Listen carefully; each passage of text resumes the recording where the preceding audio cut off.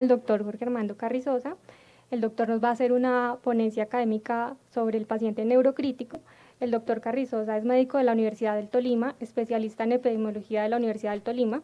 especialista también en medicina crítica y cuidado intensivo de la Universidad del Rosario, máster en cuidado crítico cardiovascular de la Universidad CEU Cardenal Herrera en Valencia, España, máster en apoyo respiratorio y ventilación mecánica por la Universidad de Valencia y actualmente es intensivista en la unidad de cuidados neurocríticos de la Fundación Santa Fe de Bogotá. Bienvenido, doctor. Es muy grato en realidad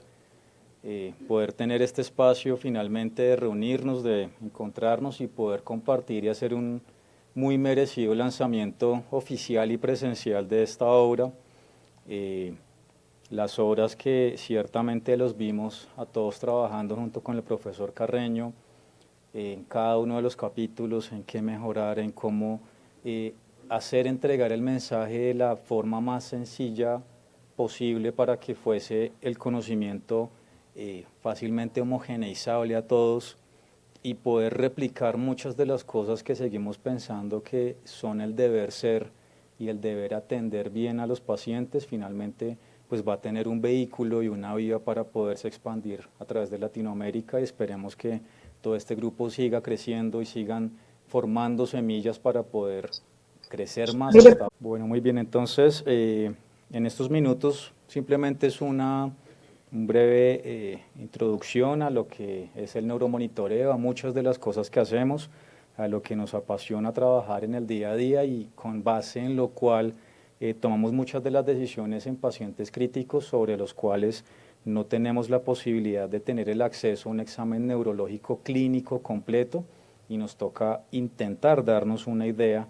de qué está sucediendo con estos pacientes, que pues esto es nuestro normal, un paciente ventilado bajo sedación profunda, muchas veces con bloqueo neuromuscular, una cantidad grande de bombas de infusión por todos lados y una cantidad de señales que están allí para poderlas interpretar de la forma más apropiada posible porque por sí solas no van a funcionar, ¿verdad?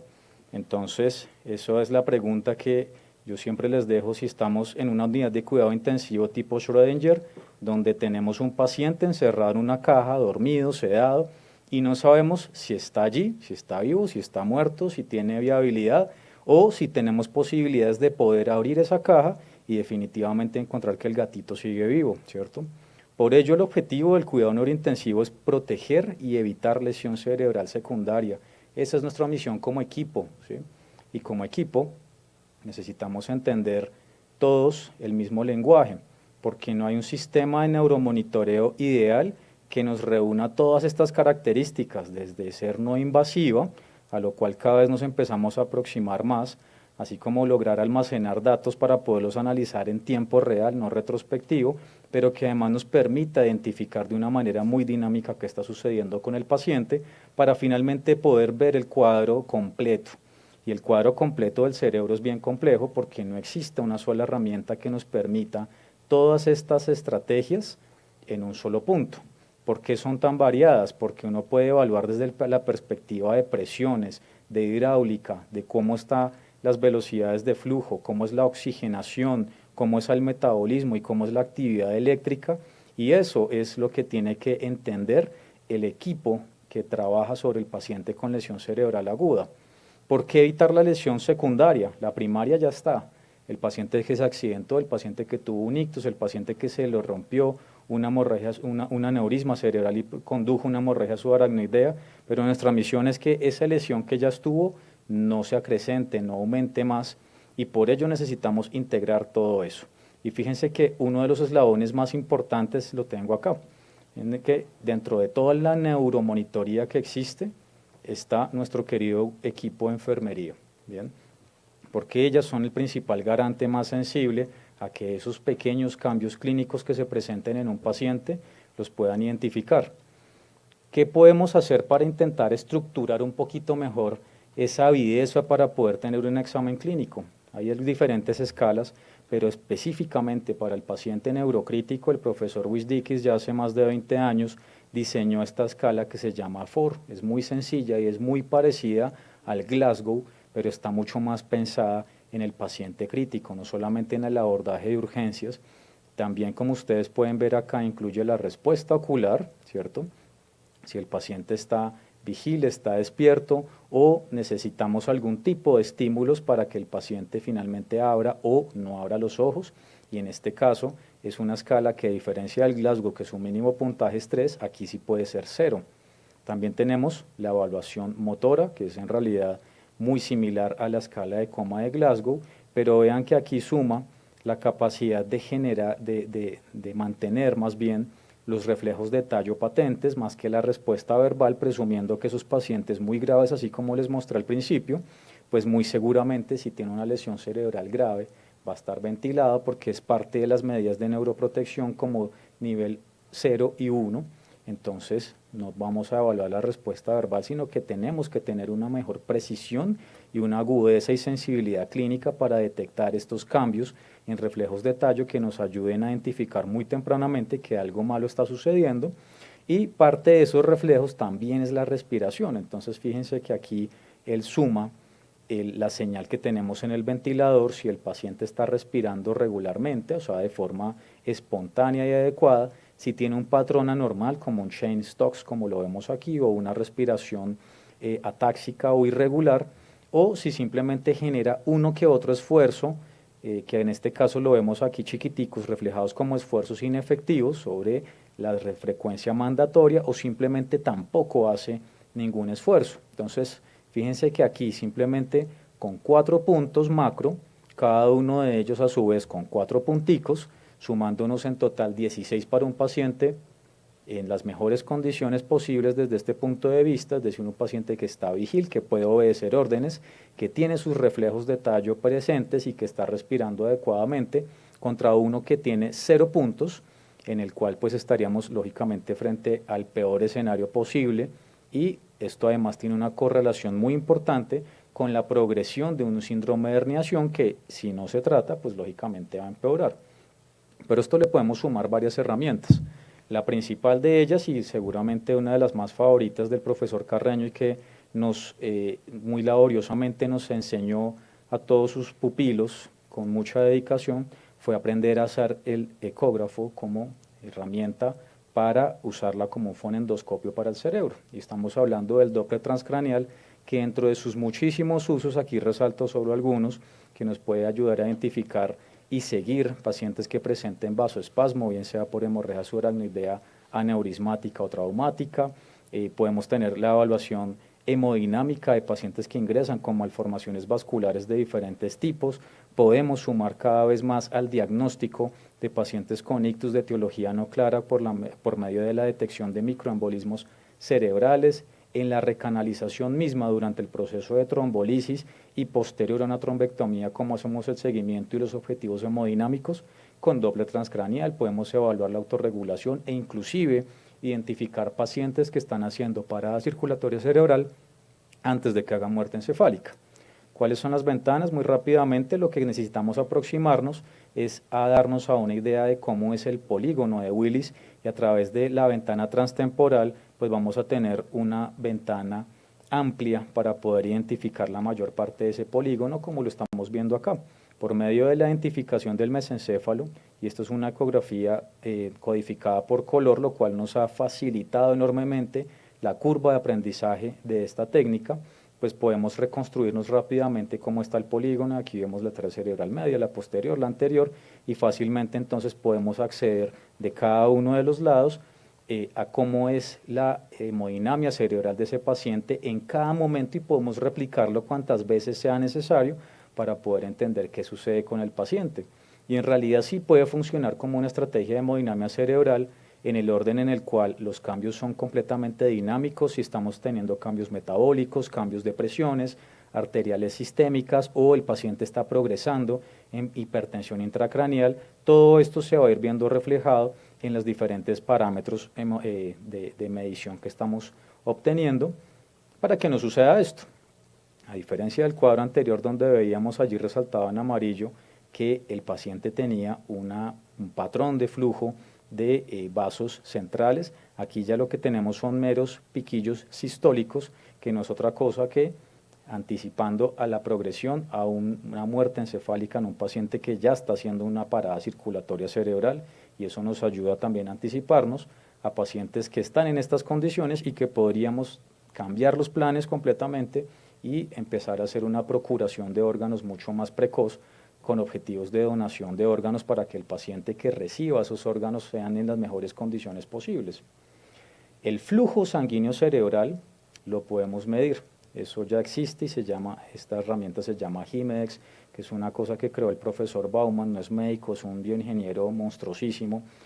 quien se dio que a través de los múltiples canales que usamos para la neuromonitoría invasiva intraparenquimatosa le sumó uno más, en el cual pues podemos censar la perfusión cerebral en términos de mililitros por cada 100 gramos de tejido cerebral de forma real y directa cuantitativa, y esto es muy interesante. Desafortunadamente no lo tenemos todavía en el país, y no creo que al profesor Baumann le interese venirse aquí a pelear con el INVIMA, pero pues es importante conocer que esto lo tenemos y en un paralelo, en una Colombia de un universo paralelo seguramente lo están usando ya. Y el flujo y la respuesta celular tienen una correlación muy estrecha. Entonces aquí estas simplemente son señales electroencefalográficas que uno ve como muy macroscópicamente se van cambiando en la medida en que vamos disminuyendo el flujo sanguíneo cerebral, que lo tenemos aquí enmarcado. Entonces fíjense que cómo le ayuda a uno a empezar a entender la fisiología desde diferentes puntos de vista, como desde el punto en el cual disminuye el flujo sanguíneo cerebral por debajo de 20, esas ondas de amplitud cerebral empiezan a hacerse mucho menos rápidas, pero más amplias, hasta que llega un punto de supresión total, lo cual nos podría estar indicando que ya estamos sobre un umbral de infarto cerebral. Por ello insistimos mucho en que el paciente neurocrítico hay que hacer algún tipo de aproximación a la autorregulación vascular cerebral, lo cual intentábamos a cabecera de cama para establecer cuál es el punto inferior y superior de autorregulación. En la mitad de estos presumimos que el flujo es capaz de mantenerse a presiones de perfusión cerebral adecuadas y óptimas, pero si nos salimos de ellos, bien puede generarse un hiperflujo muy marcado que termine condicionando hipertensión intracraneal, o por debajo de él va a empezar a producir isquemia progresiva hasta que llegue a la presión crítica de cierre y finalmente se va a anular el aporte de flujo sanguíneo cerebral, con lo cual si el paciente no nos damos cuenta, pues va a terminar con múltiples áreas de infartos cerebrales adicionales a la lesión original que ya tenía. Y eso es una realidad en la clínica, esto ya lleva bastantes años. Fíjense, esta publicación es 2001, con las primeras aproximaciones que hacía el profesor Marek Sosnica de cómo podríamos intentar reconstruir esa curva de Lassen, y lo que ellos hicieron posteriormente fue crear un algoritmo en el cual no es una cosa diferente que un coeficiente de correlación de Pearson, la cosa más sencilla es a nivel estadístico, para identificar ese nadir sobre el cual en realidad estamos parados identificando objetivamente cuál es la presión de perfusión cerebral óptima de cada paciente. Ellos avanzaron mucho más en eso y crearon este software, se llama ICM Plus, y dado todas estas variables, dentro de las cuales, fíjense, todas estas nos están hablando de diferentes puntos de vista de la autorregulación vascular cerebral. Nosotros no tenemos tampoco la capacidad económica de pagar una mensualidad para un algoritmo tan costoso, pero con el profesor Carreño nos gustaba mucho hacer este tipo de cosas durante los turnos, en los cuales pues podíamos pararnos a pie de cabecera de cama y con la presión intracraneal, con la presión, con la velocidad media en el Doppler transcraneal, con el NIRS y demás herramientas,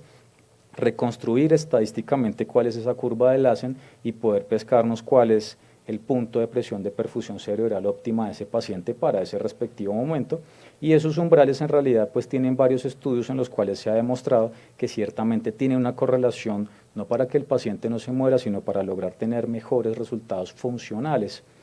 Otra de las estrategias que tenemos a cabecera de cama ya en muchos sitios, afortunadamente, la espectroscopía del infrarrojo cercano. Esto ustedes lo conocen más frecuentemente como NIRS, y es una estrategia que además es no invasiva, simplemente se colocan dos parchecitos en la frente y tienen un emisor y un detector del espectro cercano al infrarrojo, ¿cierto? Y lo que va a producir entonces es un número cuantitativo de cuál es la cantidad de señal de emisión de moléculas oxigenadas que están a través de múltiples tejidos, incluyendo la corteza cerebral. Entonces, los valores normales por consenso podría uno aproximarse que podría ser más o menos 60%, pero más allá del valor neto, lo más importante es que él siempre va a estar mostrándonos una curva de tendencia, y eso sí hay que ponerle cuidado, porque alteraciones que nos muestren asimetrías o cambios del 20% sobre el basal con el que arranca el paciente, tiene obligatoriamente que señalarnos una alerta de que algo está sucediendo con el paciente. Pero además también sirve para aproximarnos a autorregulación. Fíjense entonces esta curva total, que es apenas una hora de monitoreo, como tuvo múltiples cambios en esa tendencia, y aquí en el RCO también nos va mostrando cuáles son esos coeficientes de variación, y aquí lo que estaba sucediendo no era otra cosa que diferentes cambios hemodinámicos en la presión arterial media. Entonces aquí fácilmente podemos identificar que es un paciente que tiene alteración de autorregulación vascular cerebral, y como cuando tiene presiones sobre 65 tenemos una caída estrepitosa en ambos lados, ¿cierto? Vean aquí 61, vuelve y cae de forma importante, pero a presiones medias sobre 90, pues el paciente termina estando con un nivel más adecuado, y con ello podemos entonces fácilmente empezar a orientarnos a cómo se reconstruyen esas curvas de Lassen. Aquí tenemos el NIR solamente del lado derecho, pero vean que esto simplemente con cualquier paquete estadístico lo terminábamos haciendo, y establecíamos entonces, fíjense acá, cuál es ese punto de presión arterial media óptima, lo cual en conjunto con el grupo de enfermería pues terminamos siempre aclarando cuáles son los objetivos que vamos a tener en el día a día con los pacientes. Actualmente ya tenemos cada vez más cercano a disposición herramientas que nos permitan usar menos tracción animal, o sea, yo haciéndolo ahí pegado al paciente en una hora, sino sistemas automatizados. Este es el monitor de Romedic, cosa que tenemos aquí en la institución, no esté actualizado porque no han llegado todavía por cuestiones de importación, pero ya están autorizados para su ingreso, y vean que aquí entonces esa curvita nos la recrea, y además el equipo nos va a mostrar cuál es a través de ese coeficiente de correlación de Pearson y el análisis estadístico que el mismo software ya trae para correlacionar la presión arterial media, la presión intracraneal y la presión tisular de oxígeno cerebral, cuáles deberían ser entonces esas metas sobre las cuales vamos a regirnos. Hablando de presiones, entonces hay que recordar que tenemos múltiples estrategias para monitorizar la presión intracraneal, de las cuales pues nosotros ya solamente estamos usando por medio de ventriculostomía y por medio de catéteres intraparenquimatosos. Los epidurales y subdurales nos parecen demasiado poco confiables, y afortunadamente no tenemos que recurrir a ellos.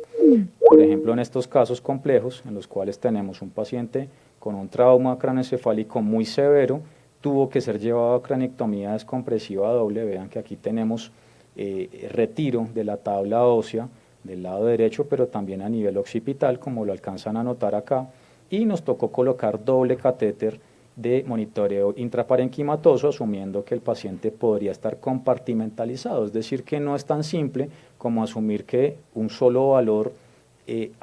hablando inclusive solo de presión, es extrapolable a todo el cerebro. Fíjense cómo tenemos la posibilidad de monitorizar las curvas, lo cual indirectamente nos está hablando además de cómo es la distensibilidad cerebral, ¿cierto? Pero vean que cuantitativamente, de forma efectiva, sí se comporta diferente cada hemisferio cerebral. Aquí tenemos 15, aquí tenemos 25, tenemos un gradiente de 10 milímetros de mercurio, hablando solamente a nivel interhemisférico, y vean aquí cómo los diámetros de las vainas de los nervios ópticos también se comportan de forma diferente. Entonces, hablando de la vaina de nervio óptico, es otra aproximación supremamente sencilla y muy fácil de aprender, a través de la cual con un transductor lineal simplemente insonamos el globo ocular, y detrás del globo ocular vamos a encontrar el nervio óptico, y lo que vamos a querer medir es la vaina de nervio óptico, que es la recubierta que alcanza a tener todavía una capa de dura madre, dentro de ella pues lógicamente las demás capas meningias, a través de las cuales circula líquido cefalorraquídeo, y múltiples estudios pues nos han ido intentando mostrar que esto sí puede tener cierta consistencia con la progresión hacia hipertensión intracraneal. Entonces pensaría uno que más de 5 milímetros de mercurio podría tener correlación con hipertensión intracraneal, pero el detalle de esto, primero, es que es una medida que también toca sumarle algún nivel de dinamismo, no es simplemente que yo lo hago una vez, tiene más de 5, tiene hipertensión intracraneal, tiene menos de 5, me voy a dormir tranquilo. No, hay que seguirlo, y hay que intentar darse cuenta que si el paciente arrancó en 3.5 y a las 12 horas tiene 4.8 y a las 24 horas tiene 5, pues seguramente algo nos está faltando, y seguramente sí está presentando un curso de hipertensión intracraneal. ¿Cuál es el problema? Como siempre, en nuestra querida Latinoamérica tenemos pocos estudios, así que nos dimos la tarea de intentar establecer cuál era el diámetro en pacientes normales voluntarios sanos. Encontramos unas cosas bien interesantes, porque fíjense acá que a diferencia de los estudios que les mostré en la tabla anterior, que todos son a nivel del mar, aquí no estamos a nivel del mar y una proporción importante de pacientes, siendo normales, sin ninguna patología y sin ninguna alteración que sugiera hipertensión intracraneal, puede tener más de 0.5. Entonces, de nuevo, no es simplemente buscar un punto de corte, sino revalorar varias veces a mi paciente para estar seguros si se mantiene en el mismo punto o está cambiando o no. Y otra cosa que se suma, y es una herramienta que yo pienso que deberían tener todo el grupo de enfermería del equipo que maneja un paciente neurocrítico, es el pupilómetro. El pupilómetro no es para medir cuánto es el diámetro de las pupilas, en realidad lo que hace él, aquí es un aparatico que parece un celular, tiene una señal de fotoestimulación con la cual la pupila, pues sí se mide, pero además se mide el tiempo de reacción de la contracción de la pupila, y eso nos lo muestra acá como un NPI, que es el índice de reactividad pupilar, y fíjense cómo esto tiene correlación también con hipertensión intracraneal y tiene un valor que cada vez se suma más cantidad de trabajos científicos, demostrándonos que sí se correlaciona con pronóstico, incluyendo pacientes en posparada cardíaca. Y otra cosa que podemos hacer a cabecera de cama y que ya muchos de nuestros enfermeros están entrenando es en medir el diámetro real de las pupilas por ultrasonido. Entonces, con el mismo transductor lineal, al mismo tiempo que hacemos la evaluación del nervio óptico, simplemente le quitamos toda la profundidad y aquí ustedes ven que podemos identificar las pupilas y aquí podemos medir con absoluta precisión cuál es el diámetro real de las pupilas. Y aquí esta sí es una verdadera anisocoria, ¿no? Ven que aquí tenemos derecho 4.1, izquierdo 1.9, pero eso también lo estamos evaluando con ellos, cuál es la curva de aprendizaje y al parecer no necesita más de 3 intentos para poderlo hacer de forma adecuada. Y a esta misma aproximación nos permite identificar además papiledema, lo cual es un signo un poco más crónico también de hipertensión intracraneal. Y dentro de esta era de dispositivos no invasivos tenemos el Brain for Care. Entonces es un dispositivo que es así de chiquitico como lo están viendo, simplemente se le coloca como una bandana alrededor de la cabeza del paciente y lo que él nos va a mostrar son las curvas de presión intracraneal. Por ende, podemos presumir fácilmente que lo que nos está mostrando este equipo es la distensibilidad cerebral, lo cual para nosotros como intensivistas es un valor extremadamente importante y eso ya está aquí también. Ahora bien, ¿el oxígeno será importante para el cerebro? Pues nosotros seguimos pensando que sí, cada vez los estudios poco a poco siguen demostrándonos más información con respecto a eso, pero incluso el oxígeno también nos toca verlo desde diferentes puntos de vista.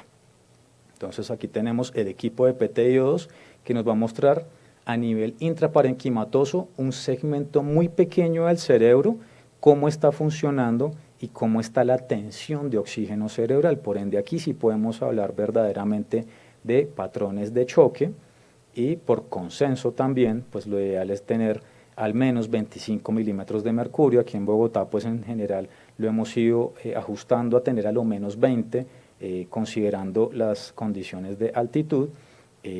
pero este es un equipo que en realidad pues nos ha ido cambiando mucho el abordaje del manejo y la comprensión de lo que está sucediendo con un cerebro agudamente lesionado, complementándolo con la información que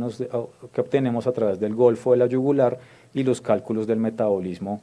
cerebral para entender cómo está. Ya que no tenemos microdiálisis, porque esto sí que es realmente costoso para poder medir todos estos marcadores, también con un pequeño catéter metido dentro del parénquima cerebral, pero eso lo reemplazamos sumando PTI2 más información de la yugular, más todo el resto de monitoría sistémica. A esto le sumamos electroencefalografía continua, de esto seguimos aprendiendo, ha sido muy interesante y en esto el doctor Carlos Mayor nos continúa apoyando en este proceso de aprendizaje, porque este es el electroencefalograma plano que ustedes conocen en la mayoría de sitios, pero cada vez más hemos logrado que nos actualicen el software de la institución para poder tener todas estas señales que son procesadas con el principio de transformación rápida de Fourier, con el cual podemos desglosar rápidamente cuáles son los patrones de asimetrías entre un hemisferio y otro, nos ayuda a identificar con mayor sensibilidad cuando hay crisis focales, cuando hay crisis generalizadas o cuando hay otras alteraciones como por ejemplo sobresedación o vasoespasmo inclusive, y esos episodios de vasoespasmo se correlacionan lógicamente con una disminución regional en el aporte no solo de flujo sanguíneo cerebral, sino también de oxígeno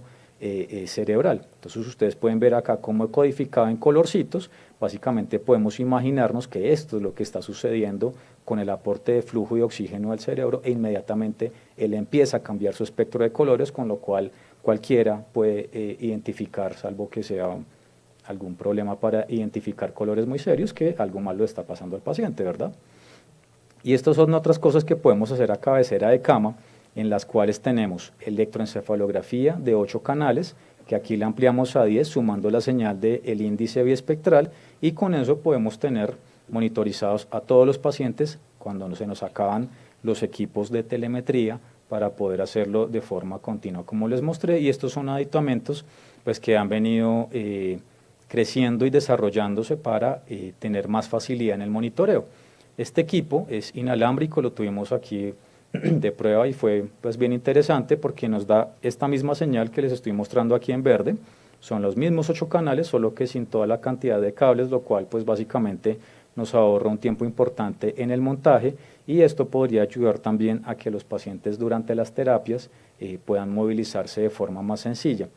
Y esos pacientes necesitamos saber también si están despiertos o si tienen dolor o si tienen un nivel de sedación inapropiada. Entonces el índice biespectral ya lo podemos hacer de forma bilateral, como ustedes ven acá. Entonces esto es como si tuviésemos un electroencefalograma de 4 canales, mostrándonos información de cada uno de los polos frontales, o a través del SedLine, que integra varias señales fisiológicas, incluyendo de hecho la hemoglobina, le puede medir de forma continua. Aquí tenemos la misma señal procesada de índice biespectral, aquí tenemos dos trazados de electroencefalograma crudos, e incluye la señal de la espectroscopía del infrarrojo cercano, así que es multiparamétrico en realidad, y pues en muchos sitios lo usan, y creo que es una salida no invasiva también muy relevante que no se puede dejar de lado. Y parte de lo que algunos de mis compañeros dicen, trabajar en la neuro-UCI es muy cansón porque es que toca ir a imágenes muchas veces por la noche. Bueno, pues eso también hay personas que se han intentado resolver eso, y hay posibilidad de hacer tomografía en la UCI, hay posibilidad de hacer resonancia en la UCI, y son equipos así de pequeños. Lógicamente solo sirve para el cerebro, ¿no? Sé como ustedes los ven acá, pero pues sean diseñados y pensados para que el equipo de neuro-UCI sufra menos y al final tenga más tiempo para interpretar cuáles son los patrones de hipoxia, que finalmente es lo que trabajamos sobre los pacientes más graves y sobre lo cual tomamos decisiones. Y creo que este es uno de los legados más relevantes que nos ha dejado el profesor Carreño, con todas sus enseñanzas y ayudándonos a aclarar y a identificar cuáles son todos esos fenotipos. Y bueno, aquí un recuerdo de alguna de esas noches largas que tuvimos allí en la unidad haciendo intervenciones directamente en la UCI. Así que bueno, profesor Carreño, yo siempre dejo esta muy respetuosa diapositiva al final de estas charlas, porque yo sigo creyendo que su legado va a seguir trascendiendo muchas de nuestras generaciones, y yo sí pues continúo muy agradecido de todas las enseñanzas y los conocimientos que nos dejó, no solamente los académicos, sino también como persona, con su moral inquebrantable y con todos sus principios que nos ayudaron a ser indudablemente no solo mejores médicos, mejores enfermeros, mejor equipo de salud, sino mejores seres humanos. Muchas gracias.